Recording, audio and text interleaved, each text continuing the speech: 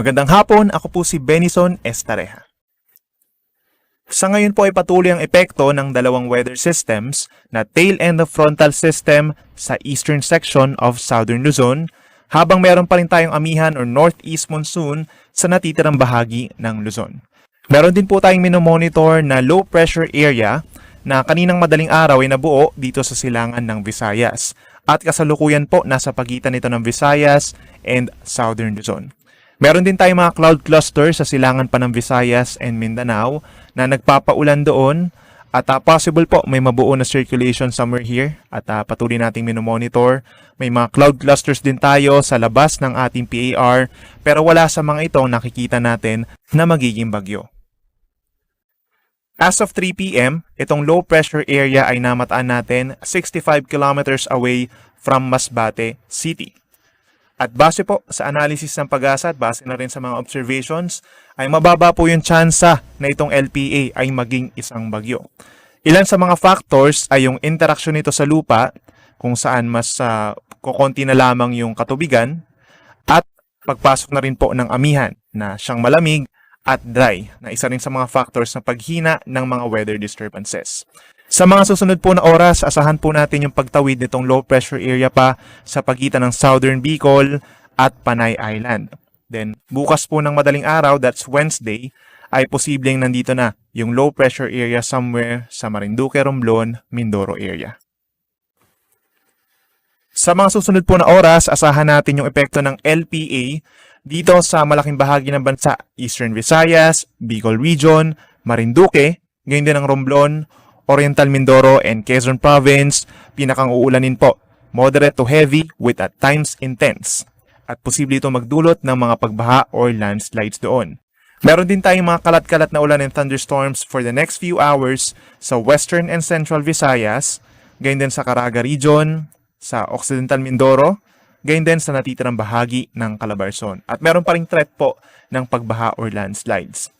Dito naman sa ilan pang bahagi ng Luzon, meron tayong amihan, cloudy skies with rains sa Metro Manila, gayon din sa Cagayan Valley, Apayao, Kalinga, Mountain Province, Ifugao, Nueva Ecija, Bulacan, at Aurora. Habang sa natitirang bahagi ng Luzon, yung nakikita po natin na gray areas, ay magkakaroon lamang ng mga saglitang pag-ambon at partly cloudy to cloudy skies. Dito naman sa natitirang bahagi pa ng Mindanao, kung mapapansin niyo po, mayroong mga areas na cloudy, may mga areas na partly cloudy, at mayroong mga areas din po na saglitang nagkakaroon ng mga localized thunderstorms. So ito po ay walang kinalaman dito sa nasabing low pressure area.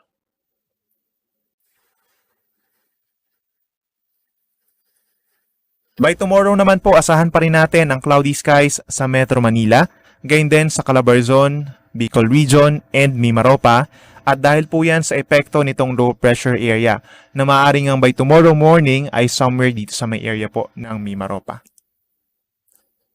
Maulap din po ang kalangitan dito sa silangang bahagi ng Northern and Central Luzon, kabilang ng Cagayan Valley, Cordillera Region, at dito rin po sa Aurora, Nueva Ecija, and Bulacan, dahil dun sa northeast monsoon or amihan pa rin. At sa natitirang bahagi pa ng Luzon, kung dito sa eastern part meron tayong mga mahihinang ulan, for the rest of northern and central Luzon, meron tayong mga pulupulong pag-ambon, epekto rin po yan ng amihan. At yung mga temperatures natin, bagamat hindi kasing baba nung naranasan natin last week, ay mananatiling maglalaro lamang from around 21 to 23 degrees Celsius, lalo na sa madaling araw. Sa Eastern Visayas po, by tomorrow, asahan pa rin natin yung cloudy skies at meron pa rin kalat-kalat na ulan and thunderstorms. So meron pa rin pong banta ng baha or landslides doon na epekto ng low pressure area. Sa natitirang bahagi ng Visayas ay mag-i-improve yung weather at meron na lamang mga saglitang ulan or localized thunderstorms. For Mindanao, mananatili pa rin pong partly cloudy to cloudy skies for the next 24 hours on Wednesday. At asahan din lamang yung mga localized thunderstorms o yung mga pagkidlat, pagkulog, lalo na po sa hapon hanggang sa gabi. Temperatures natin, may kataasan dito sa may southern Mindanao hanggang 32 sa Zamboanga and sa Davao hanggang 31 degrees Celsius. Meron pa rin po tayong gale warning dahil sa malakas na amihan o northeast monsoon. Meron tayong hanggang 5 metro sa baybayin ng Northern Luzon At kabilang na dyan yung Ilocos Region, Extreme Northern Luzon, sa Cagayan, Isabela, at maging sa Aurora. Meron naman tayong hanggang 4.5 meters or 1.5 palapag na taas po ng gusali yung alon sa western coast of Palawan, kabilang ng Kalayaan Islands, sa eastern coast of Quezon, kabilang ang Polillo Islands, sa eastern coast of Bicol Region, at sa northern and eastern coast of Samar Provinces. At pinag-iingat natin yung ating mga kababayan na may maliliit na sasakyang pandagat dahil sa matataas po ng mga pag-alon. Yung mga kababayan natin na nangingisda, most likely, hindi pa rin papayagan na pumalaot. For Metro Manila, from Thursday hanggang Saturday, mananatili po ang partly cloudy to cloudy skies or fair weather condition na. At asahan na lamang yung mga saglitang ulan, lalo na po sa hapon hanggang sa gabi sa Thursday. At sa Friday and Saturday, mas mababa actually yung tsansa ng mga pag-ulan.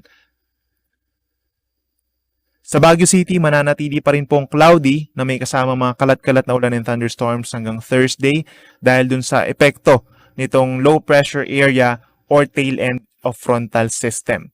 At pagsapit po ng Friday and Saturday, mag-i-improve na yung weather at meron na lamang mga isolated rain showers pagsapit po ng hapon.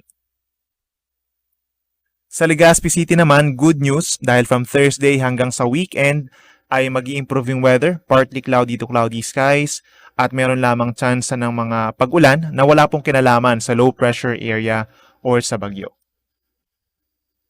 Sa atong mga kaigsuonan din sa Metro Cebu, patuloy pa rin ang fair weather sa Thursday hanggang sa weekend at asahan ng temperatures from 24 hanggang 31 degrees Celsius. May tsansa pa rin naman ng ulan, lalo na sa hapon hanggang sa gabi. Panghuli, sa atong mga kaigsuonan din sa Metro Davao, katulad sa Metro Cebu, asahan pa rin po ang magandang panahon, lalo na sa umaga hanggang sa kalagitnaan ng Enero. Asahan din yung mga panandaliang ulan, lalo na po sa hapon ng Friday at sa gabi ng Saturday. Si Haring Araw ay lulubog 5:49 ng hapon at late pa rin itong sisikat bukas 6:25 ng umaga. Yan muna ang latest mula dito sa Weather Forecasting Center ng Pag-asa. Ako muli si Benny Estareja na nagsasabing sa anumang panahon, Pag-asa ang magandang solusyon.